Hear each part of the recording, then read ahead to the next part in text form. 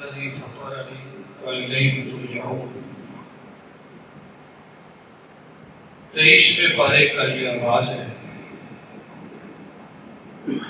اللہ تبارک و تعالیٰ حبیب نجار کا تذکرہ فرماتے ہیں۔ جیسا کہ آپ نے کل کی گفتگو میں سنا کہ انطاکیہ بستی کی طرف اللہ تعالیٰ نے 2 رسول بھیجے اور ان 2 کی انہوں نے تکذیب کی، پھر اللہ نے تیسرا بھیجا۔ یہ جو 2 آئے ہیں، کل بعض ساتھیوں نے سوال کیا ان کے نام کے حوالے سے۔ پہلے جو 2 آئے اور شدوق، اور جو تیسرا آیا ہے اس کا نام شلوم، اور بعد میں پہلے 2 کے شمعون اور یحییٰ، اور تیسرے وہی شلوم۔ بستی کی طرف اللہ نے 2 رسول بھیجے، لوگوں نے انہیں جھٹلایا، پھر اللہ نے تیسرا بھیجا، اسے بھی جھٹلایا۔ تو پھر قرآن کہتا ہے کہ شہر کے پرلے کنارے سے ایک آدمی دوڑتا ہوا آیا اور اس نے کہا میری قوم رسولوں کی پیروی کرو، وہ کہ جو تم سے کچھ اجر نہیں مانگتے۔ یہ بندہ جو ہے اس کا نام ہے حبیب نجار، یعنی بڑھئی تھا، ترخانوں والا کام کرتا تھا اور پیغمبروں کی تصدیق کرنے لگا۔ تو اللہ کا یہ نیک بندہ تھا، اس نے بڑی اچھی دعوت پیش کی۔ لوگوں نے بجائے اس کے کہ اس کی بات کو قبول کریں اس کو قتل کر دیا۔ تو اللہ تبارک و تعالیٰ فرماتے ہیں کہ اللہ نے اسے جنت عطا کر دی۔ جب جنت میں چلا گیا کہتا ہے کاش کہ میری قوم کو پتہ چل جائے کہ اللہ نے مجھے بخشش عطا کر دی۔ اور ایک حدیث میں آتا ہے کہ جو شہداء جنت میں جاتے ہیں اللہ تبارک و تعالیٰ ان سے خواہش پوچھیں گے، وہ کہیں گے یا اللہ اس کے سوا کوئی خواہش نہیں کہ ہم دنیا میں جائیں اور دنیا کے لوگوں کو بتائیں کہ اللہ نے شہادت کا مرتبہ کتنا بڑا بنایا۔ پھر اللہ تعالیٰ نے اس صورت مبارکہ میں فلکیات کا ذکر کیا، آسمان، زمین، سورج، چاند، ستارے، ان کا کس طرح چلنا ہے اور کس طرح اللہ نے انہیں مسخر بنایا۔ پھر یہاں وہ آیت مبارکہ بھی آئی ہے کہ جب جنتی جنت میں جائیں گے تو رب مہربان کی طرف سے جنتیوں کو سلام آئے گا، سلام قولا من رب الرحیم۔ یہ اہل جنت کے لیے بہت بڑا تحفہ ہے۔ جنتی جب آپس میں ملیں گے تو ایک دوسرے کو سلام کا تحفہ دیں گے، اور جب فرشتے انہیں ملیں گے وہ بھی سلام کا تحفہ دیں گے، اور رب کریم کی طرف سے بھی سلام کا تحفہ آئے گا۔ پھر اللہ تبارک و تعالیٰ نے یہاں اس بات کا تذکرہ فرمایا کہ انسان کیسا ہے۔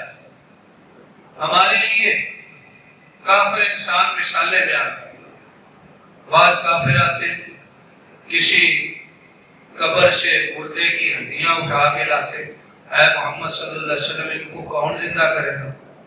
اللہ نے فرمایا دیکھو یہ انسان ہمارے سامنے مثالیں بیان کرتا ہے کہ یہ کون زندہ کرے گا۔ انہیں کہہ دو کہ انہیں وہ اللہ زندہ کرے گا جس نے پہلی دفعہ بنایا تھا، وہ دوبارہ زندہ کرنے پر بھی قادر ہے۔ فرمایا اس اللہ کی قدرت یہ نہیں دیکھتے کہ سبز درخت کی اللہ آگ بنانے پہ قادر ہے، تو اللہ یہ جو مرنے والے ہیں ان کو دوبارہ بنانے پہ قادر کیوں نہیں؟ سورہ یاسین کا یہ سلسلہ تھا جو 22ویں پارے سے شروع ہوا اور 23ویں میں آ کے ختم ہوا۔ اس کے بعد سورت ہے صافات، مکی سورت ہے۔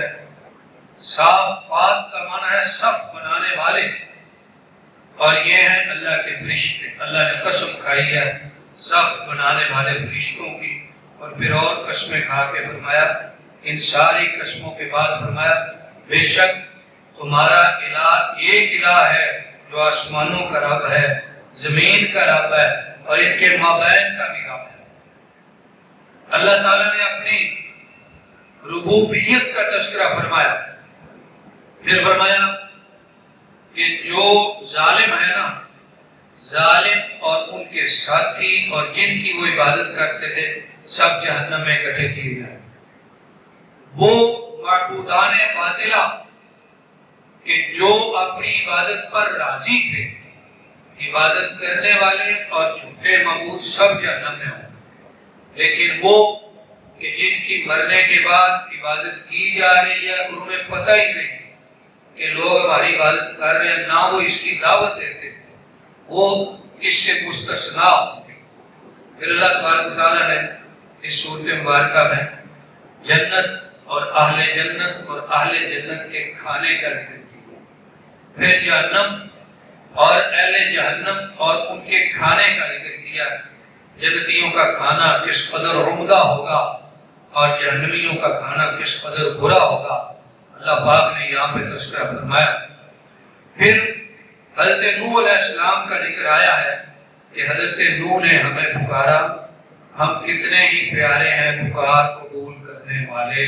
اللہ نے اپنے بارے میں کہا، اللہ کے نبی اور رسول سب اللہ کے نیک بندے اللہ کو پکارتے تھے، لہذا کسی انسان کی بہت بڑی نادانی ہوتی ہے، بڑی غفلت ہے، تو وہ کہتا ہے کہ ہم اللہ کو کیا پکاریں، ہم تو بڑے گناہگار ہیں، اللہ ہماری کہاں سنے گا۔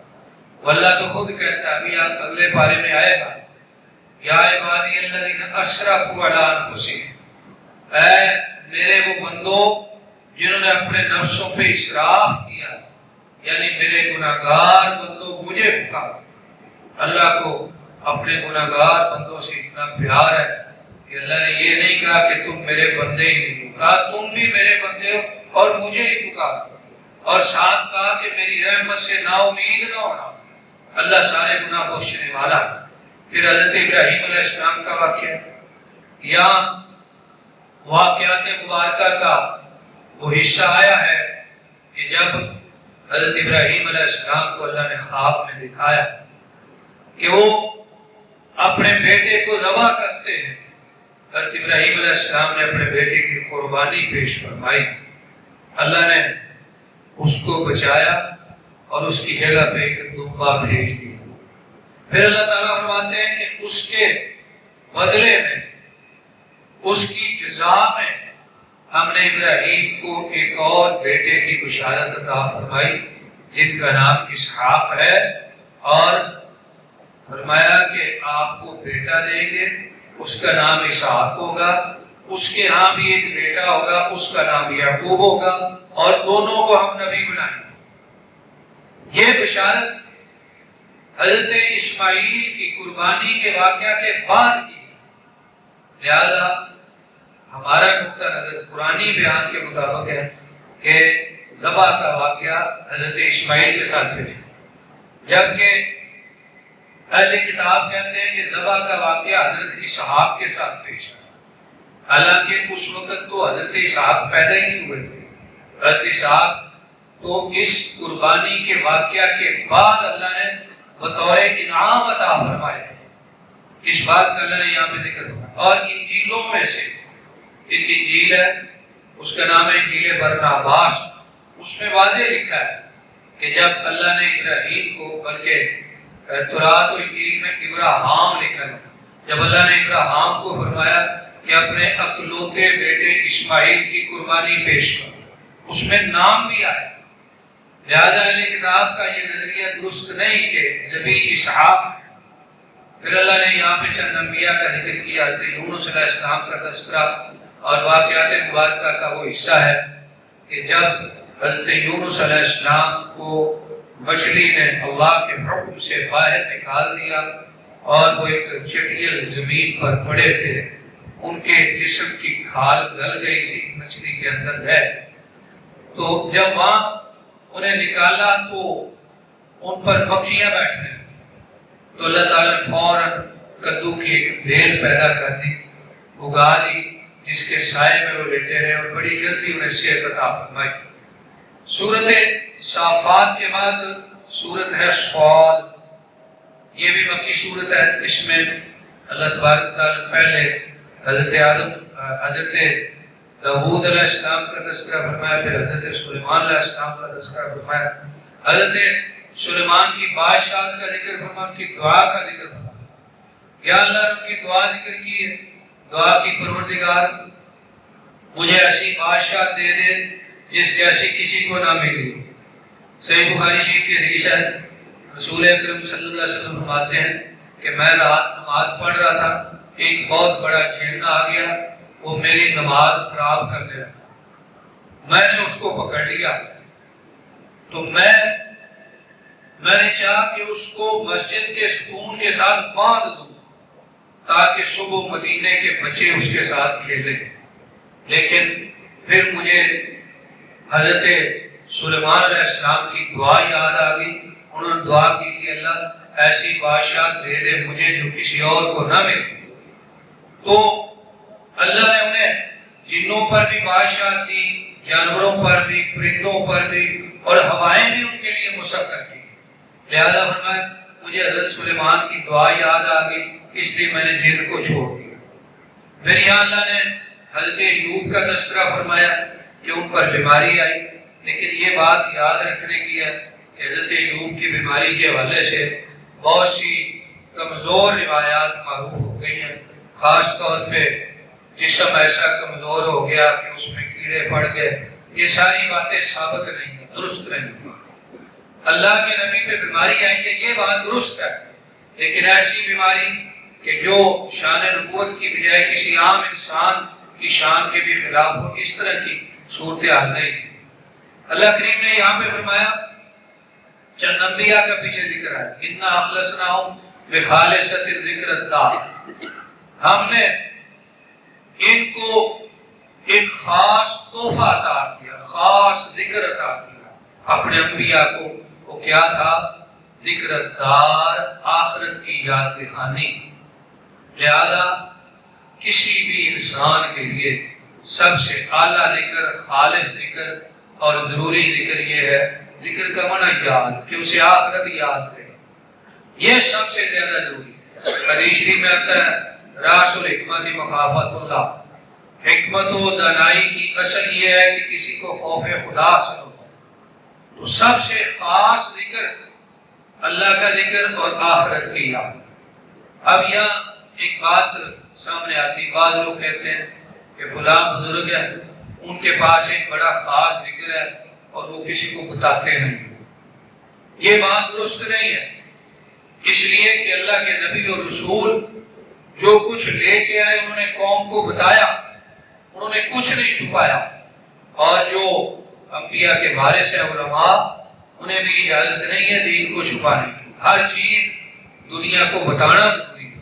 یہ کہنا کہ انہوں نے اپنے پاس کوئی خاص چیز رکھی ہے بتاتے نہیں ہیں، یہ درست نہیں ہے. اللہ فرماتے ہیں ہم نے انہیں خالص ایک وظیفہ عطا کیا، اور وہ کیا تھا؟ آخرت کی یاد دہانی. سورہ سعد کے بعد تھوڑا سا حصہ ہے سورہ زمر کا، مکی سورت ہے. اس میں اللہ تعالیٰ نے شروع سے اپنی قدرتوں کا بیان فرمایا، اور یہاں یہ فرمایا کہ جو اللہ کے سوا دوسروں کی عبادت کرتے ہیں وہ کہتے ہیں کہ ہم ان کی عبادت اس لیے کرتے ہیں کہ یہ ہمیں اللہ کے تھوڑا سا قریب کر دیتے ہیں. دوسرے لفظوں میں یوں سمجھنا چاہیے، لوگ کہتے ہیں کہ ہماری ان کے آگے اور ان کے اللہ کے آگے.